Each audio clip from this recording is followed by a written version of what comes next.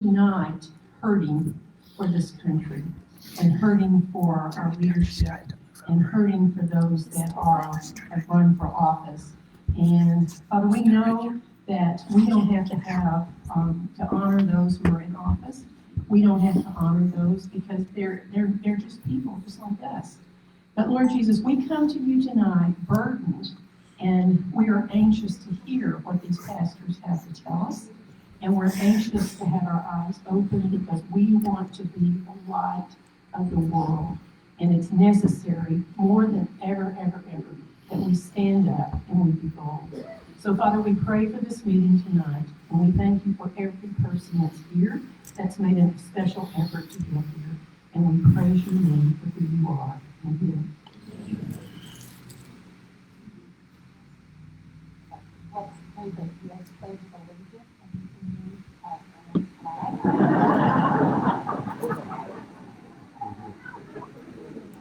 I pledge allegiance to the flag of the United States of America, to the republic for which it stands, one nation, under God, indivisible, with liberty and justice for all.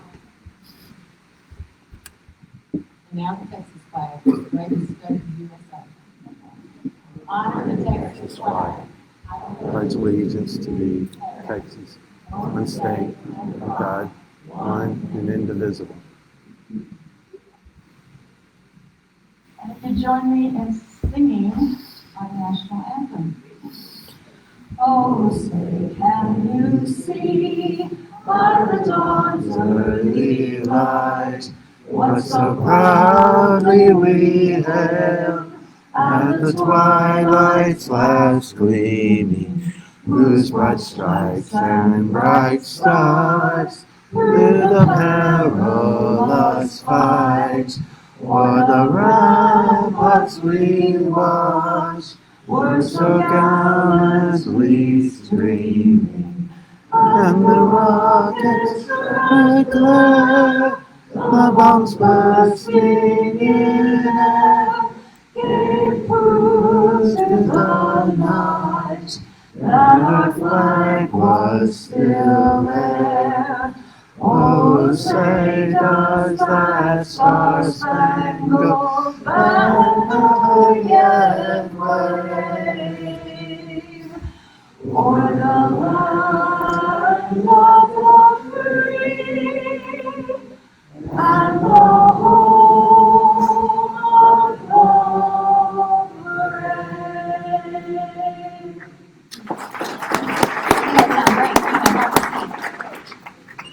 Okay, well, our new, you can turn that off. I want to promo our new commercial tonight, but I want to wait till everybody's in. So we're going to jump over that for a second, sorry. And if we have any candidates in the audience that want to introduce themselves, anybody running for office, we do have local elections coming up, and I know that there are some people that are if I turn it off, we'll lose the live stream and it'll take another 5 minutes before I can get it back on. Oh, I don't think we need to turn the live stream off. She just told me to turn it off. No, just the promo. Tonight, but I don't guess they're ready to get up. I don't think she meant the live stream. Okay, Alex, they're about to say something. No, I don't think you have to turn it off. Keep it on. All right, so Definitely keep it on. And it's about that time. It's been 4 years. And before I stood before you, asked for your help, got your love, your support, your time, your treasures. I can't tell you how much I appreciated that 2 years. And I've done everything that I told you I would. And you know that. And that's why I'm asking for help. You know, it's a hard fight. It's a hard fight to, there's one thing I've noticed as a judge. And it is easy to find judges with judicial integrity. What's hard to find is judges with judicial courage.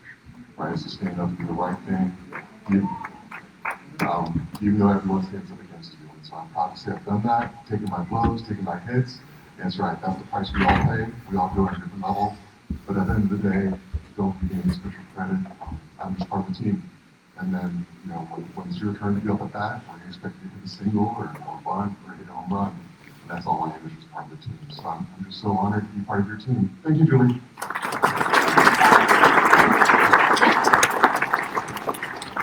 you. I'm James Munford. I'm the district judge of the 322nd District Court, Tarrant County, Texas. I've worked with Alex. It's good to be here tonight. I just wanted to say hello, and I hope that I can have your support coming up. I am up for election. Thank you all. Have a great evening. Julie's doing a great job.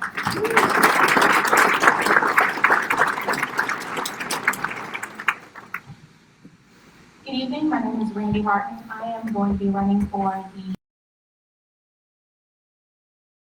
Tarrant County. I don't know if many of you know, but we are losing 4 of our county judges, our county Republican judges in 2022, and we need some really good candidates to come in there and take over the good work that they've been doing. With COVID, the dockets are horribly backlogged, as I'm sure you can imagine. And we need people that are willing to come in there with integrity and hard work and efficiency and get the job done. And that's what I really hope to do for you guys, and I hope you'll support me in 2 years. It's Randy Martin.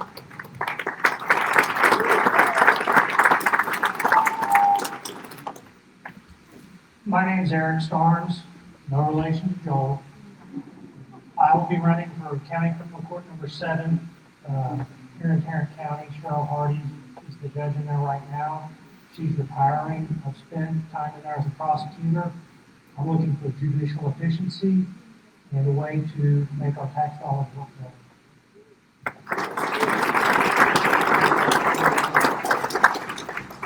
Morning, excuse me.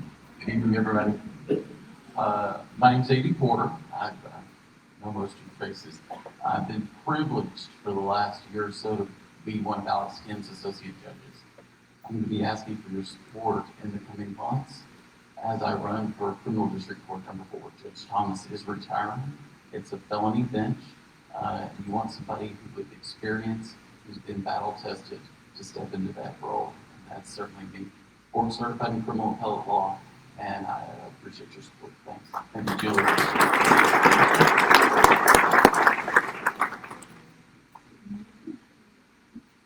I'm Heather Hill. I haven't registered as a candidate yet, but I intend on doing that.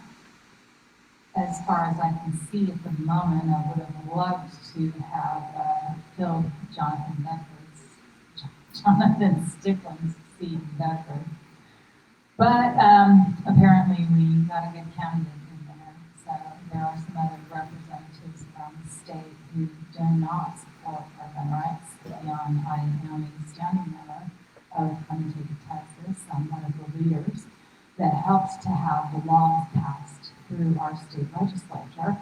We now have campus carry in our schools that protect our children, our women who are being raped on campus in Austin, and we got that law changed. So our children can conceal carry on campus, and I would like to see every one of our children allowed to do such because they have the right to protect themselves using the Second Amendment. So I'm trying to decide where I will run. So I'm thinking Irving.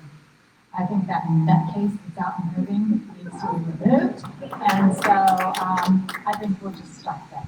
Thank you for your time. Great, please come back when you are. There you go. Okay, we are ready to show. Okay, so you guys, you might have noticed on social media, we were recruiting people from all over the state to do our new commercial for us. So we finally got it done. I do want to just say before we air this that we all know and love Maggie, and she was supposed to give her "Remember the Alamo" pitch, and she didn't. It got.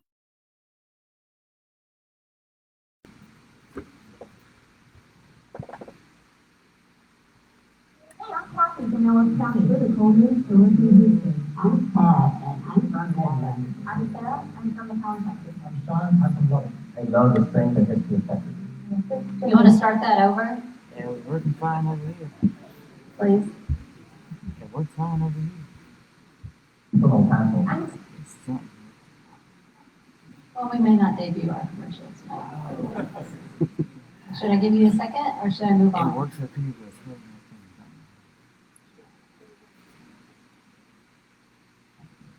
Sit down.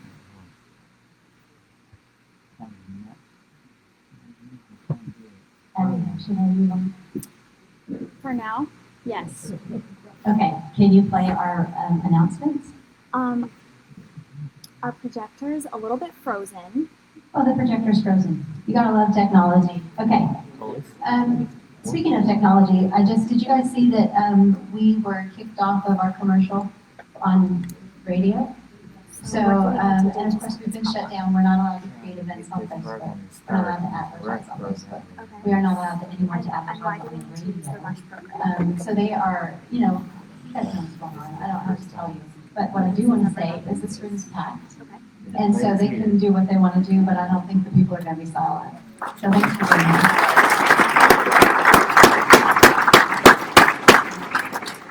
So I don't have a list of, did you get it? Yeah, we might have it by the end of the night. But let me just tell you what our announcements are really quick, because you're not going to watch the announcement video, sorry. And I'm going to do this off the top of my head. We do have our dining club is meeting the end of this month. They'll meet the last weekend of every month. If you want to sign up, you can just go to our website, because there's an email address that you sign up. TrueTexasProject.com has everything you need to know. We are launching Collin County on Monday next week, a week from tonight. We're launching Collin County. And most of our meetings, as we go from Tarrant County to Denton County to Dallas County, it's the same speakers. But on Monday night in Collin County, we've got Jonathan Stickland, Don Huffines, and Matt Rinaldi. So it's going to be packed houses. They always bring in a huge crowd. So come and support Collin County if you're able to do that, or if you know somebody in Collin County. Have we already announced our big April event? Hey, Okay, well, let me just tell you about our the audio is not coming through. Yeah. Okay, well, we can't deal with that right now. Hold on. For the past 12 years of doing this, I have wanted to celebrate Texas independence with fireworks, and we are going to do that April 17th, okay? So we have two really big names to speak. We haven't decided between the two. We're kind of going back and forth, so we'll announce that soon. We'll announce the tickets and the VIP greeting and all that kind of stuff. But it will be at South Fork Ranch in Plano on April 17th, and we're super excited. There will be fireworks. And dancing. We're actually going to have dancing. So sorry for the Baptist pastors over here that just fucking us. But we are going to have dancing. And Abby, who is our new employee that actually dances for, what's the name of the group that you dance for? Outland Americans. Outland American? It's a hockey team, right? Hockey team. Yeah. Anyway, she's promised to teach us some line dances while we're there. So it's going to be Texas tough. What other announcements were on there? I can't, going off my memories in the state. And Dallas County meets Thursday this week, same pastors panel. Denton on Tuesday of next week. We're launching Lubbock next month. Oh, I know what I was going to say. On Friday of this week, Fran and I are hosting a Zoom meeting with people from all over the state who are wanting to open True Texas Project satellites. They're not committing to anything. We're just explaining to them how the program works, what we offer, what we expect of them. So everybody's on the same page, and then they can come to us and say, yes, I want to do this. So if you know anybody, anywhere in Texas, I don't care if it's, I say this so many times, I don't care if it's 5 people in the living room, I don't care if it's 500 people in a convention center. We want you to be on our team. We're building the army. And I mean that in every sense of the word. So if you know anybody, just have them email me or Fran, and we'll get them signed up for that Zoom call. Let me see what else I'm missing. Oh, how about money? Let's talk about money. Okay, so we're going to pass the hat. Where's Joe and Sheridan? We'll pass the hat to pay for this venue, pay for all of our expenses. Whatever you can give is great. You saw my email probably this week talking about how I got in trouble because I don't ask you guys for money enough. So this is me asking for money. Put something in if you can. What else? You guys ready with the video yet or no? Oh, I keep hoping. Okay, well, I guess we'll debut it in Dallas County. You'll have to come back on Thursday. Do I have other? All right, let me just check. Nobody can hear anything. Okay, are you going to be able to play the Romans video? You can't play anything. Oh my gosh, this is heartbreaking. So when I decided that we were going to do a pastor's panel, there's this guy up in Wisconsin named Matt Truella. Have y'all heard of him? Apparently everybody had heard of him because he's like super involved in very conservative politics, and he understands the whole Romans 13 thing that everybody loves to throw in our face and tell us we need to shut up and quit doing politics, right? We'd be so mad. There's probably nothing in the Bible. You know what? That's not true.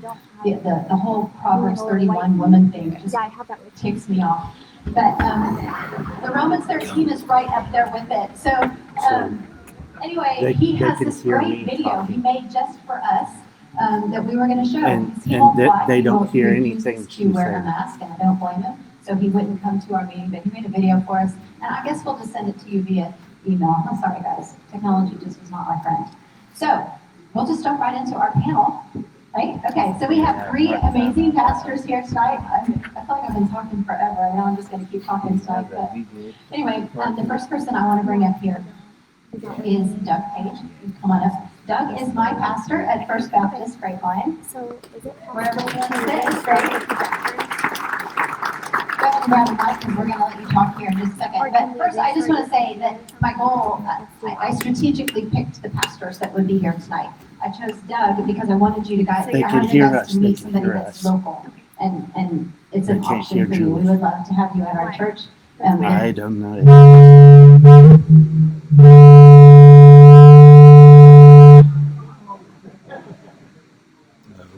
There we go. Okay, so if I was Doug on the stage and this was my church, right there, that's where I sit. Okay, and there's this family that loves to get there before me and sit in my seat, but I just then sit a row behind them. Okay, so anytime you want to come to First Baptist Grapevine, you are welcome to join us. And I want you to know that we have brought in so many people for this Texas project to First Baptist Grapevine. I think we could probably fill 4 or 5 pews, and we don't because we don't all sit together, we spread out. But Fran sits with me. Where's Justin? This is the soundboard they have and my mom, and going I live. see actually a lot of people from our church here today. So anyway, you're welcome. That's my whole point, is that you're welcome. They have opened the doors here's what we're when you gonna do. needed venue space before, so we really appreciate that. Here's But what we're now, gonna do. I'm about. When I I asked think him I'm if he just would gonna speak, do my he phone. said only if I can talk about Jesus. And I said, of course you can talk about Jesus. So go right ahead. Unless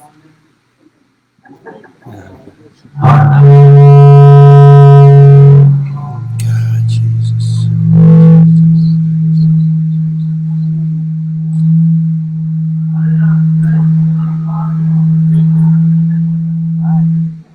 Dang, that might have so good video.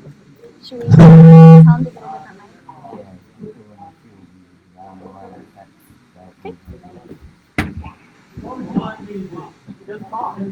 grab the grab the mic on the chair right there.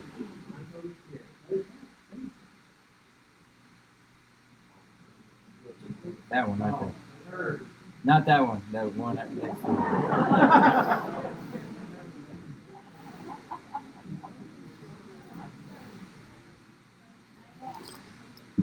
Power button's on the bottom. Maybe he should just talk by himself. Good. I have a loud voice, you really don't need that. So, just knowing that I'm Julie's pastor means that you know to pray for me. No, Julie, I have to tell you, so she's used to having to be in the congregation as I'm speaking, and usually I do things. I love seeing you in your element. You do an amazing job. Thank you so much. Please.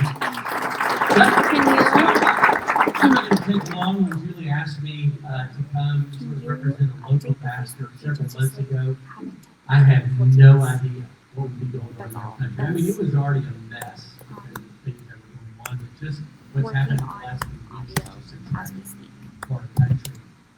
Here's what I want to convey to you before we get to the questions, because I know sometimes we can get very frustrated with the pastor. I get it. What I'm here to do is to simply say to you something that the Apostle Paul Having told them technical to do difficulties working on audio as we speak.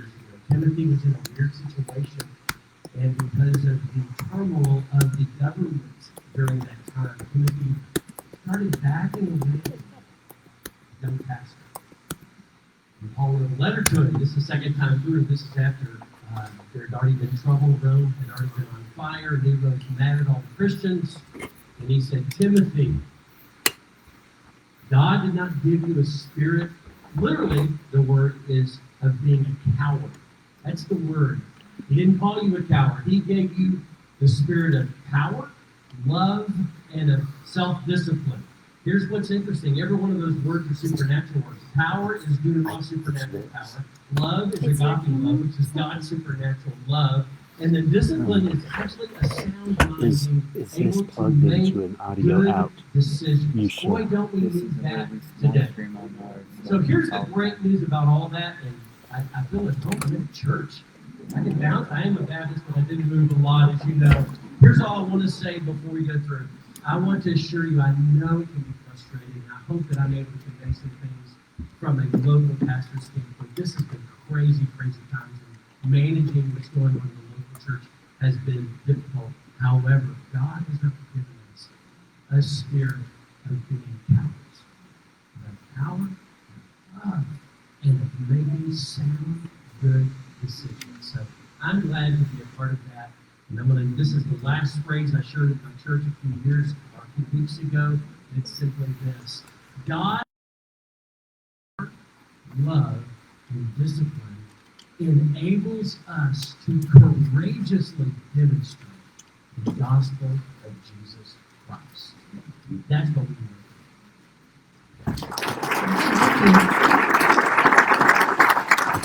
Okay, the next pastor we're bringing up, you guys already know and love. Everybody loves Rafael Cruz, right? So we've got Ted Cruz's father. If you want to start coming up, please do. Now,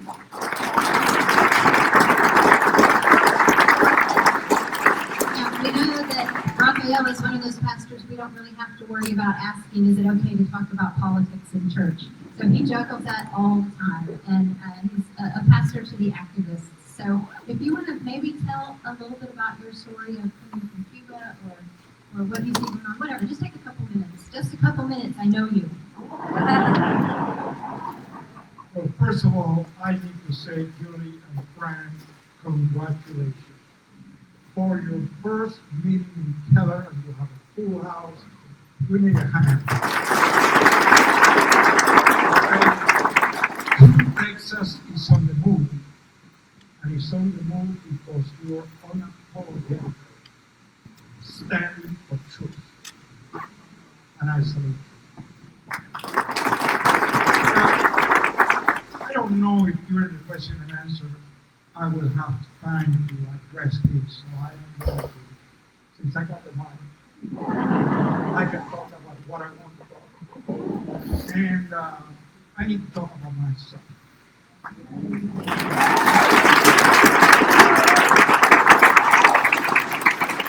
I need to talk about what my son did last week.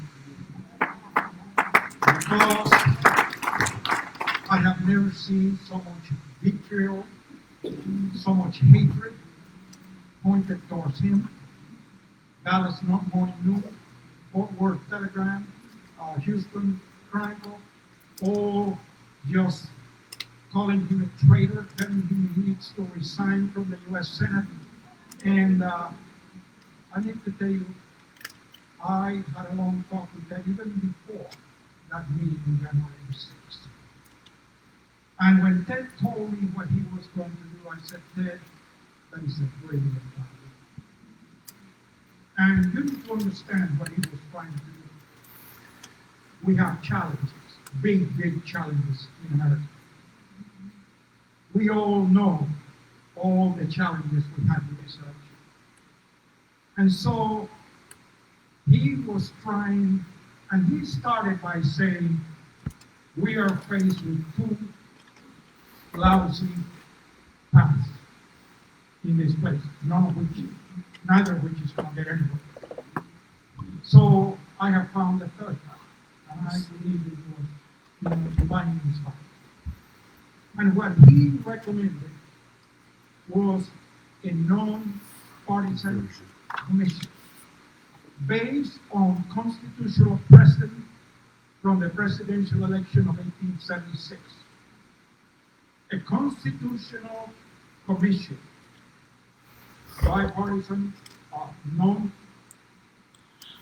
as good as you could get, to do an emergency 10-day thoroughly review of all the election irregularities and come up with a recommendation at the end of 10 days, long before January 20th.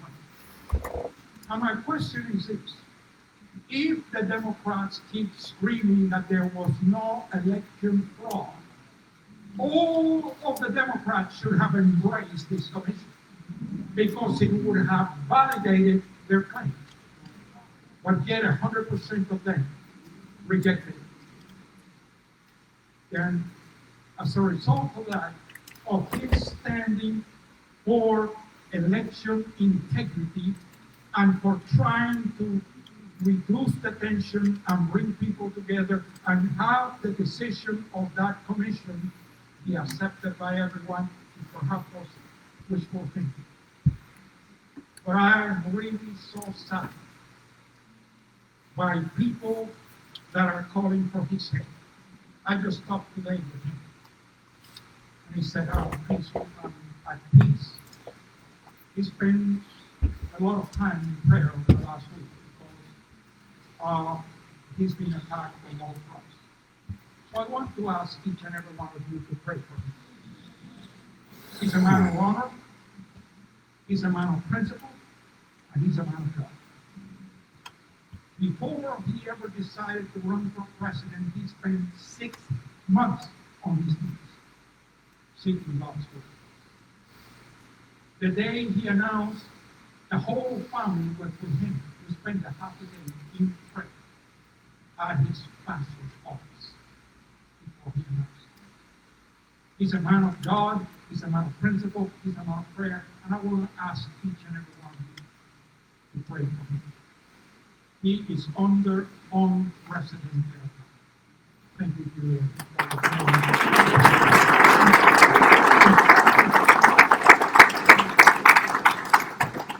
And we will cover that in prayer when we close.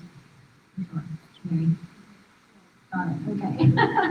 Okay. Our third pastor for our panel tonight is one that he's actually spoken to True Texas Project before. It's been probably 10 years. I don't know. Back when we were in Northeast Tea Party, he had spoken at our church before your time. But Fred told me tonight that he's bragging that he discovered you. So whatever.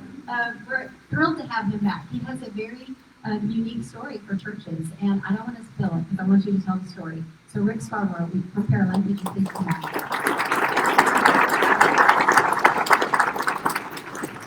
Well, my compliments as well. Great job in this gathering. These are frightening days, are they not? If not for Jesus. And fortunately, those of us who are Christians, we know who has the last word. And regarding your comment about dancing, I just want to share this. I'm just going to share. People ask me, Baptist dancing, and I say, some can, some can't.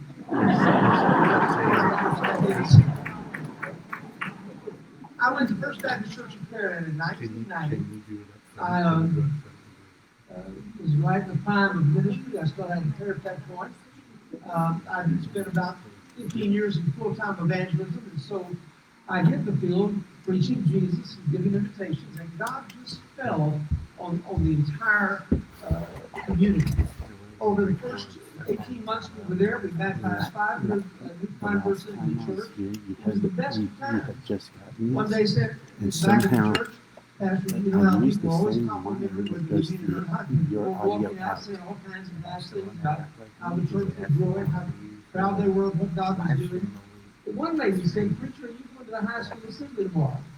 Well, I didn't want to look like an ignoramus, but I hadn't even heard there was one.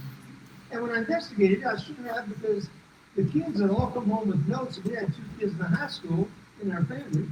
They had a note saying that it was going to be a controversial assembly about sex education. If you don't want your child to attend, sign this note, send it back, and your child will go to study hall. Well, I found out later that my 2 children, in an effort to spare their father who struggled with that, decided that they wouldn't tell me about it. But I found out about it. But I decided, that we've raised them right, they're mature, they can handle this. I look back at my own high school career, we had sex education when I was in the 8th grade. They took all the boys in the boys' gym, all the girls in the girls' gym, they blackened the windows with tar paper. They showed us about a half hour of 60-millimeter projection of people with gonorrhea, syphilis, insane, losing their mind, the teeth falling out. When they turned the lights back on, they said, if you do that, you'll get this. And it worked. 5 years of married life to get over that half-hour of sex education. Little did I know that they had progressed a long way from then. So I allowed my children to attend, but I also said our youth pastor covered that. It's the Brad all the time. I was like Moses. My associate pastor's name was Rod. And so I lived with my Rod as my staff. This is Todd Key. He came back to my office So, after that first assembly and you can probably hear me talking, he would but not repeat what he'd seen, but it made it clear to me I needed to check it out. So I'll try to make this real brief. I can turn this into an hour story real quick. But I went racing back down there for the 5th of 5 assembly. As God would have it, my own daughter was a senior. We moved right in the middle of her junior year, and she had some struggles already, but that transition at that stage of her life. When I saw Misty, I said to myself, no matter how bad this is, just keep it to yourself. I took with me a pocket recorder, and in the back of my mind, how bad can this be? But I set that pocket recorder down and started taping the young lady's planned remarks. that might be better. Well, but we she can't started talk talking about every sex act you can imagine, and some, 'cause they can hear frankly, us. you should not imagine. The only rule with her is use one of these, and she pulled out a condom, stretched it, made a couple of lewd remarks about the size of the male organ, blew it up like a balloon, and held it and said, this will protect you from the dread disease of GRIDS. That's what they were calling AIDS at that point in time. Gay-related immune deficiency syndrome. And that was what this whole assembly was ultimately about, is how to protect yourself from GRIDS. Of course, the plan was, do whatever you like, just escape the consequences. Well, when she held that thing up, made that remark, I raised my hand. She looked at me and thought I was probably principal. I was dressed in a suit that day. She said, yes, sir. When I said, ma'am, I could see Misty, she almost passed out. I had no clue I was present. I said, ma'am, you just said that these kids would be 94% protected against the dread disease of AIDS. That's not true. I've been studying this subject. Well, about that time, the teacher jumped up across the room, and I later found out was a home economics teacher. She shouted, well, that statistic's true because I read it in a teen magazine. I thought, oh, we're turning to teen magazines for something of life and death consequence. But I knew this wasn't the time for a big debate. I'm tape recording all of this. I'm going to walk it through proper channels. So I just sat down courteously, and this young lady at that point, she was 24 years old, went into a diatribe about her own sex life, how she was AIDS infected, and how she was using condoms with her boyfriend so he could be safe. I remember putting my head in my hands, folks, and this is not an exaggeration. I began having a fight that choked back tears as I thought about how many kids are going to die today because of this misinformation. When it was over, all the young people had to go right by where I was seated, but I was right by the exit. And I'm telling you, I got a lot of stares, a lot of comments. The one that really mattered to me was Misty. Misty, when she got to me, said, Dad, I'm so proud of you. I'm so proud of you. I'll tell you, like saying, sick of the fur dog, have your daughter tell you that. But here's the short of it. After I approached Amy, that was the girl's name, shared with her the heartache that I felt because of what she'd done, I then went back to my office and I called a practicing attorney named Cactus Cagle, who was our county judge for 20 years. I said, Cactus, if I just secretly recorded a high school assembly, if I make it public, will I be sued? Can I be sued? He said, Preacher, let me check it out. In the 2-hour interim, I decided, no matter what he says, I'm going to make it public. If I can be sued, I'm going to do it as a private individual. If not, I'm going to do it as the pastor of First Baptist Church, which is for weight. He called me back and said, Rick, in Texas, public assemblies, public information, you do whatever you want to with it. So I then put on our signboard on the busiest thoroughfare on the southeast side of Houston. If you want to hear what the kids heard at PHS, Pearland High School, come Sunday morning.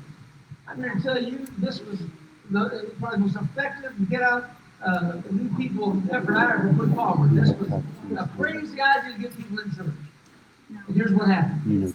We couldn't get them all in the following Sunday. Between the 400 kids in that assembly and the word on the street and the signboard, everybody wanted to be a part of it.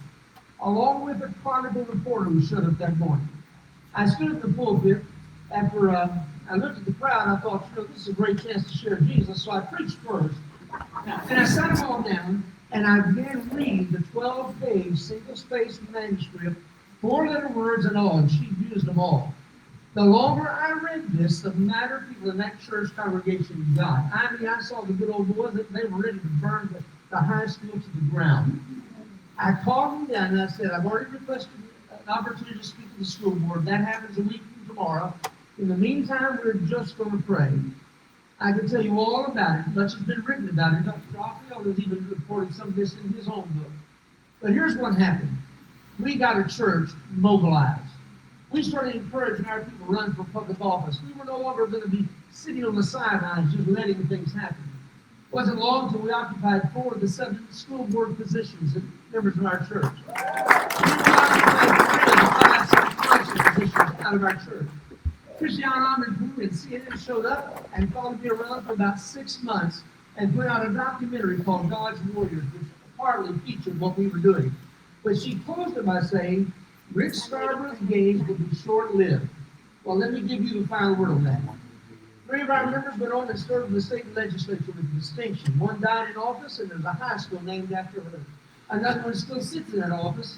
And the 3rd one, Randy Weber, is now a U.S. congressman. I taught Bible study for 18 months in his office just over the last 2 years. Out of that group of people, several went on to serve in the county and district courts of law. My own secretary, his husband, left private law practice. He's now been a sitting county judge for the last 20 years or so. Our church decided we weren't going to be victims any longer. We found out that when Christians engage, things happen. Among other things, we saw a revival take place in Pearland, Texas. Church grew. We baptized 2,000 people while we were also changing the culture. And this lie and this myth that the church cannot be involved or shouldn't be, come right out of the hill. May we set that record straight again tonight.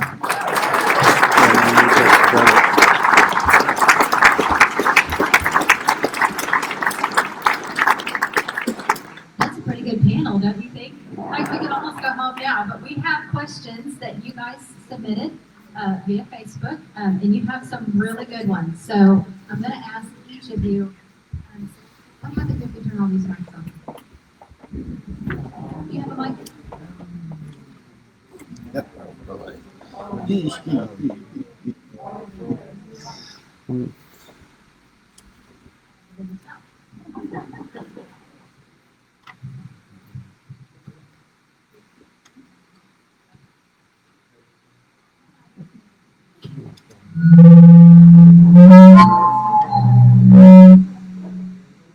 Which one is it? Which one is No. Okay. We're just going to share the mic, okay? You can roll with it. So the first questions, the most common questions I got were about the Johnson Amendment. You guys know what that is? Okay, that's with the whole C-free churches don't have to pay taxes, yeah, all that stuff, okay? So I'm going to address this one to Doug because he's currently pastoring the church. So, what do churches lose when they become a 501c3? There's like several questions. You're just going to have to remember what I'm asking about, okay? What do churches lose when they become a 501c3? Should churches obey rules that keep them silent?